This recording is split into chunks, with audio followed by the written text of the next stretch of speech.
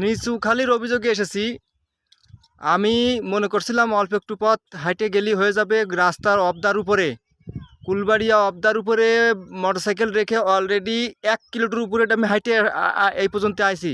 আরও এই দেখুন, এই যে সোনা রাস্তা, এই যে হাফিজুল্লাহ যে সামনে হাঁটতেছে, আরও এরকম 1 কিলোমিটার হেঁটে সেই দেবেন, যার অভিযোগ দেবেন, সেই দেবেনের বাড়ি পৌঁছাইতে হবে। বিষয়টা বুঝতে হবে। নিচুকালি সকালবেলায় যখন বলছিল তখনই অভিযোগ 2 গ্রুপ রাখার দরকার ছিল। ওই বান্দায় আছে তো এই জন্য লোকজন বান্দা দেখে মানুষের আগ্রহ বেশি, আনন্দ পাবে।